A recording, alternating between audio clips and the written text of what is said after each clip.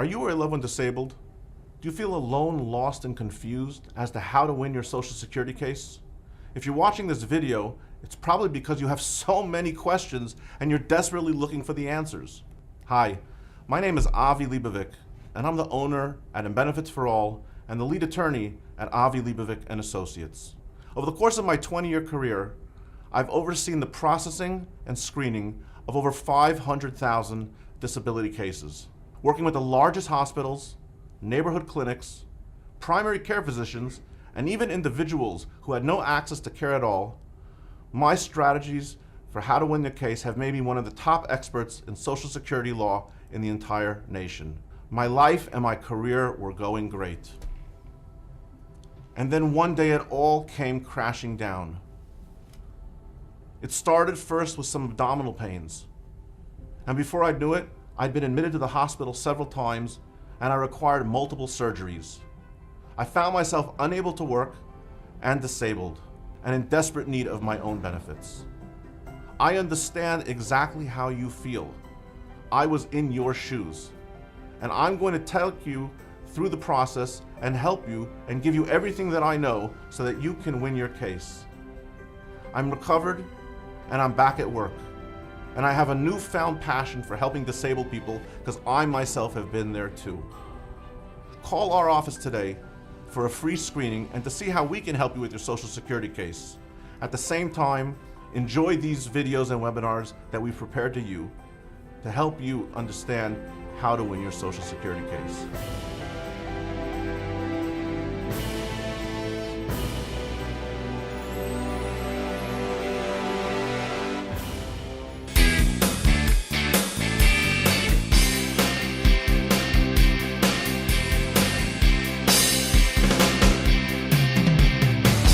Hi everyone, this is Avi Leibovic and you're watching another amazing webinar brought to you by Benefits for All, where we teach you how to win your Social Security disability case without having to pay the cost of an expensive attorney. My name is Avi Leibovic and it is my greatest honor to be here today in front of the famous Hoover Dam, right over here that holds back Mead Lake in between Arizona and Nevada.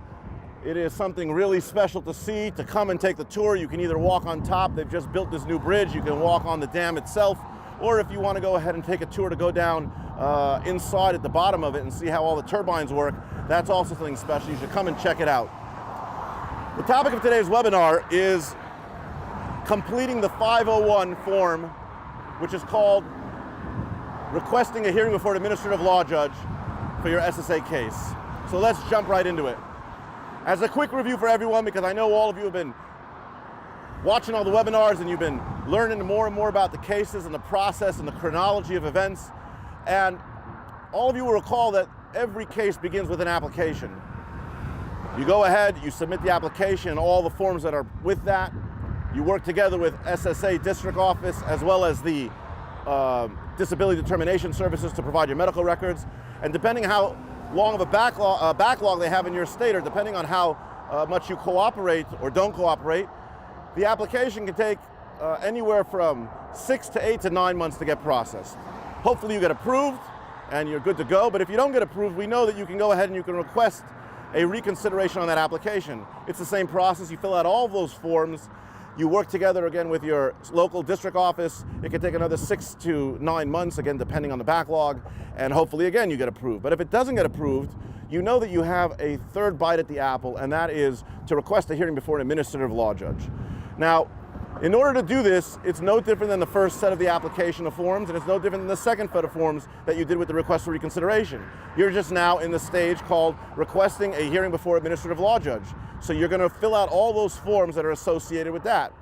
Okay, so let's dive into this 501 form, because the 501 form is the primary form you need to start that process. Of course, you're going to go ahead and you're going to have to provide new 827s, which is allowing Social Security to have medical records disclosed to them by the medical providers. Of course, you're going to have to provide a disability report. Of course, you're going to have to provide a 1696, a specialized appointment of a representative if you have one, or if not, if you're representing yourself. You don't need to submit that. You may have to go ahead and also submit together with that any other forms that they're requesting that would be directly pertinent to processing that appeal. So let's go forward and let's talk about the 501. Now you can pull up this 501 form. It's exactly called the HA-501-US form, the HA-501-US form. On the side of your screen, you should see a list of the forms. You can click on it to download it, or in the Resource Center on the webpage. Alternatively, you can go to www.ssa.gov and download the form from there. Or you can go to Google or Bing or Yahoo or one of your other favorite search engines, Safari or Mozilla, and you can go ahead and just put in SSA HA501 form, and the link will pop up once you Google it or once you run the search engine. So let's get into it. My advice to all of you is to pause the tape or pause the streaming if you're watching it from home or on your mobile device. Open up your 501 form, and we're going to go line by line now, and I'm going to teach you how to fill this form out so that it's completed correctly the first time, it's not kicked back to you, it doesn't get lost, and you can either take notes or you can complete the form together with me now, but you're going to need this form if you want to go ahead and request a hearing before an administrative law judge. I'm going to use my phone over here as opposed to a piece of paper, so if I'm referencing my phone, it's only because I'm looking at the form itself. So let's get started. The 501 form, how are we going to fill this out? The first set of boxes, or the first set of fields, the first set of questions are basically the same type of questions that you're used to and that you've seen before, and pretty much anyone can handle it. If you need someone to help you, you can certainly ask for help, maybe a family member, a friend, perhaps someone in a hospital or a county working can help you out, but I think that you'll be able to handle it because the first couple questions deal with just the claimant's name. The claimant, again, is of course you, the claimant's social security number, and it's going to say over here, I request a hearing before an administrative law judge. I disagree with the determination because, and you're able to go ahead right over there, and you're able to write in your own words why you think you deserve a hearing. You can write, I think I'm disabled, that's enough. You could say, I disagree with the judge because my medical records show I'm disabled. You could say, I disagree with the onset date. You could say, I disagree with the way the judge made it, not judge, the way the reconsideration level made a decision based on one of the impairments that I'm listing over there. You have to remember, the best way to look at that, this is that after you go ahead and you submit an application, you're going to receive an important notice that discusses, a notice of action, which is going to discuss, so to speak, the reason why your application was denied. Now that application denial letter is not a huge long letter. It's actually pretty vague. It lists out the medical records that the SSA looked at and the Disability Determination Services looked at in order to make a decision. It will list out your medical conditions, but it really just says we don't believe at this time that you're disabled. The request for reconsideration, again, will have a secondary type of denial letter, which is similarly also very, very vague. And these are both different. These denial letters are very different than the letter that you're going to get from the judge after your hearing if you make it to a hearing. The letter, or I should say the decision that you're going to receive from the judge, is either going to be a favorable or an unfavorable decision, and it's going to be a very, very long, about 8, 10, 12, or 14 pages, depending who the judge is, explaining all the details, all the exhibit files, explaining why your case was denied. But since on this question, which is question number 4, it's asking you why you disagree, right, and why you feel that you need a hearing before a judge, it's an open form, you can write out whatever you want. You can just say, I think I'm disabled, period. I disagree with the judge because they didn't review the medical records properly, period. My condition is getting worse, period. Whatever you need to write, the main thing is that it's submitted timely, it's submitted to the main district office, which you've been assigned to based on your zip code, and that they receive it and process it correctly. So let's go forward. Question number 5 is going to ask you if you have additional evidence to submit. Hopefully, I think the answer would be yes, because you have to remember it's been several months now since you submitted your last medical records or evidence to the Social Security office as part of the reconsideration. So hopefully you're going to say, yes, I do have some more information to offer. That information may be medical records, it may be a personal letter from your doctor, it may be some outpatient discharge papers, whatever you feel that you want to submit. Maybe if you were in a workers' comp case, you may have some workers' comp information, you may have something that needs to be submitted, you can go ahead and do that. Once you start getting to questions number 6, it's going to ask you if you wish to appear at a hearing, or if you don't wish to appear at a hearing, and if the decision can be made in your case. I would certainly select that you want to appear at that hearing. If you decide not to go to the hearing, you can always change your mind later. You want to go ahead and try to do everything you can to get yourself at a hearing, get before the judge, tell him or her your story, and get your case approved. You can eventually go in questions 7 and 8, and even 9. Again, your claimant's signature, if you have a representative, the name of your representative, and again, all the corresponding addresses, city, state, zips, and telephone numbers. And a little bit underneath that, when it starts to getting 9, it's really more the Social Security Administration that's going to fill out that bottom part of that form. And again, we're talking about the HA 501-US, which is the request for a hearing before an administrative law judge.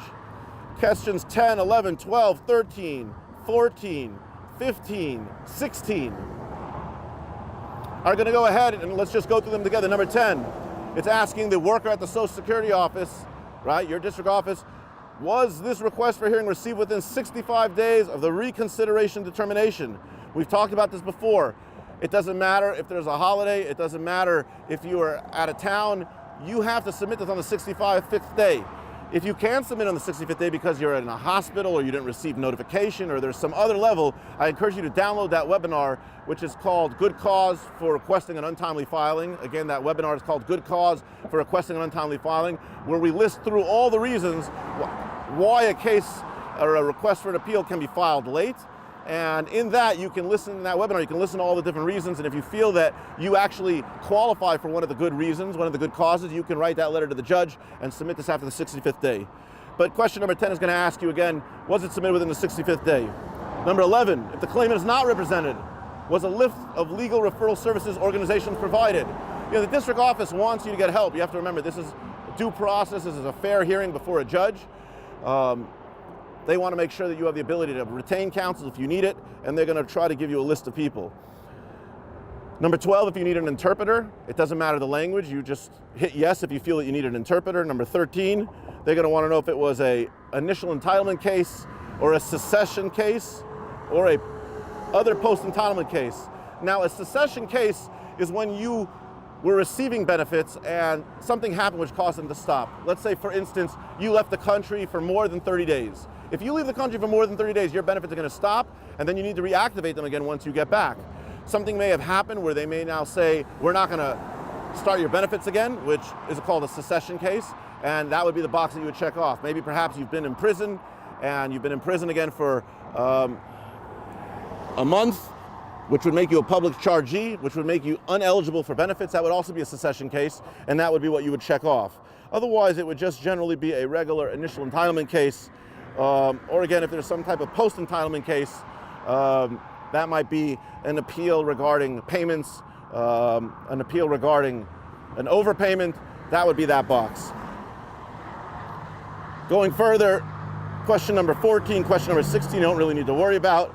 Question number 15 is more important, and the Social Security Administration will again check it off, and that really, as you see, outlines whether you're talking about an SSI case, Title 16, or a Social Security Disability Insurance case, which is Title 2, or if it's a concurrent case, which is both Title 16 and Title 2. And basically, if you go ahead and you complete that, you will notice that there's several copies. One, they say on the bottom in the center over there, is a file copy. The second one, as you see, is a copy that you will give to your representative if you have one. The next is a copy that you would give to the ODAR if you have one. Not if you haven't, to the ODAR office, which is in your region.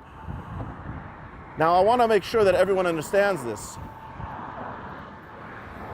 You're going to file, and this is very important, you're going to file this request for a hearing before an administrative law judge at your district office. After it's filed at the district office is going to refer it to the ODAR, again, that's based on your zip code and in your region. You should not file this at the ODAR office. You should file this at the district office, and the district office will make sure that everything is forwarded on over to the proper ODAR office. But the long and short of it is, when you're going ahead and you're filling out this 501, you need to understand the importance of doing this. Now, I want to just backtrack for half a second because I spoke a minute ago about different forms and several copies of it. The truth is that those several copies, I'm referring on that one to the SSA 1696. The SSA 1696 is the authorized representative form, and that is the form actually that is going to have the several different copies. The 501 is really only going to have one copy, but the SSA 1696 is what's going to have the several different copies. One for the U, one for the file, one for the ODAR. And let's talk about the 1696 right now. The 1696, again, is when you go ahead and you request and appoint a authorized representative. Now, the authorized representative form is, again, can be downloaded. It's called the SSA 1696-U4, SSA 1696-U4. And what I'm going to do is I'm just going to go through it briefly now, and perhaps another webinar will dedicate that whole time only to the AR form, the 1696. But no different than the other forms, you want to go ahead and you're going to want to put down your name, update them with your social security number or your address if anything has changed. It's going to ask that when you're appointing your representative, if you're appointing that representative for Title II, if you're appointing them for Title 16, or again, if you're appointing them for Medicare or Title 8. In most of these cases, you're going to be doing Title II and Title 16. That's what these webinars are about. Again, Title II is for Social Security Disability Insurance, and Title 16 is for Supplemental Security Income. You're going to check off the top box if you only have one representative. You're going to check off the secondary box if you have a main representative, and that representative has other associates in the office. In most cases, your attorney will fill that out. If you have an attorney, if you're representing yourself, which is the point of these webinars, you're not going to have to worry about that box too much. And basically, you fill out the form. You say, I, and you list your name, Avi Leibovic, hereby accept and approve the appointment, right? I'm sorry, I'm saying Avi Leibovic because I'm the attorney. If you have an attorney or a representative, that attorney representative will fill out that box over there, the Part 2. They'll give their signature, they'll give their telephone number, and of course, they'll give their address and fax number. Now, the fee arrangement part, again, is if you're only dealing with a representative and you have several options over there, and it's really the representative deciding whether or not he's requesting a fee and wanting direct payment from SSA if the case is being closed, if he's charging a fee, but he's waiving direct payments and wants instead the check to be sent to him, if the claimant is waiving the fees and expenses from the claimant and any other auxiliary benefits, or finally, if the representative is waiving the fees from any source. Now again, you don't need to wrap yourself up with this because the point of these webinars is to allow you to do it without having to pay the 25% of your back pay or the $6,000, which is ever less. If you were to pay that to an attorney, that attorney would fill out that Part 2 and Part 3, but you're not going to be dealing with that. You're going to be dealing just with representing yourself. With that in mind, it's very important on all these forms, whether it's the 827, whether it's the 1696, whether it's the 3441, whether it's this form, to make sure that it is filled out correctly and that it is legible. You could fill it out and submit it directly to the district office. You could fill it out online if you have access to a computer. If you want to go to your library, you're able to do that. All of these webinars are here for your benefit. I've represented over 100,000 claimants in my career. That's right, over 100,000, okay? Very few practitioners are able to tell that to you. How did I do it? Well, I had a lot of staff that was helping me, and I had a couple county contracts which sent over hundreds and hundreds of referrals a month. But over the course of my career, I've really seen every case, I've seen every issue, and I've resolved and worked around and successfully gotten cases approved that other attorneys couldn't get approved. Some of these webinars, if things are not clear, there's an option on the side to contact our office for a free screening. You can go and check out www.andbenefitsforall to see what our phone number is, and you can go ahead and contact us for that free screening and to see if there's perhaps something we can do to help you with your case. Otherwise, I encourage you to keep downloading these webinars, keep watching them. They're gonna educate you, they're gonna provide you with information, they're gonna provide you with knowledge, they're gonna help you understand what is going on in this crazy administrative maze called the Social Security disability process. Once again, my name is Avi Leibovic. I hope you enjoyed this webinar. Once again, if I went fast or if you wanted to hear something again, feel free to rewind it or watch it again. You have all the time in the world. These webinars were made for you, and you should watch it in any environment that you want. In a park, in a car, if you're a passenger, of course, sitting in your bed, in a library, wherever you feel you want to watch it, on a computer, on your desktop, or some other type of streaming mobile device. It's all here for you. My name is Avi Leibovic, www.andbenefitsforall. Come check us out. And once again, we are going to teach you how to win your Social Security disability case without having to pay the fees for an expensive attorney. Fill out this request for a hearing before an administrative law judge. Go have your day in court. Tell the judge why you think you're approved. I'm going to coach you on how to do that. I'm going to talk to you about what to expect at the hearing. It's going to be fantastic. I look forward to speaking with you again. And until we meet again, come check us out, www.andbenefitsforall. Thank you very much.